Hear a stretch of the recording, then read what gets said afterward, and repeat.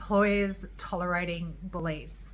To be clear, I do actually understand why sometimes this happens. I don't think employers are just uncaring and mean. I think sometimes we minimize the consequences in our own minds of bullying behavior. We kind of choose to be naive to it, or we're not looking out for it because for whatever reason it doesn't serve us. So say, for example, you've got someone who's a technical specialist, they're really capable at what they do, and we really need them for our business, but they behave really badly. I often see employers turning a blind eye to that and pretending like it's not going on, or in some instances actually asking the individuals on the receiving end of that conduct to just keep tolerating it. So what I wanted to really reinforce today is that this stuff really matters, and obviously it matters from the employment law perspective in terms of your duty of care to provide a safe and healthy workplace environment for your people, but it also matters for your culture. It matters for the spirit of your team. If people are having to constantly face bullying behaviour on a day-to-day basis, there is no doubt that it impacts their confidence, energy levels, mental health and well-being. People cannot thrive and be at their best and bring their full potential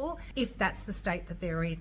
So if you're serious about leveraging the full potential of all of your people, if you think for a moment, how much money do you invest in each salary? The overwhelming majority of cases, that's going to be a pretty serious number. We're not getting a return on that value of that investment because the person's capacity to be at their best is diminished. I encourage you to open your eyes to bullying, to how are people going about things, what impact is that having on the people around them, and take decisive steps to take action around that. Sometimes bullying is unconscious, the person doesn't actually mean it. It's why the law says that their intentions are actually irrelevant. It's the impact of the behaviour that matters. So it's not that they're always striving to be a bully, but the reality is that we need to have tough love conversations with those people to build their own awareness that the behaviour does matter and that you as an organisation aren't going to tolerate it.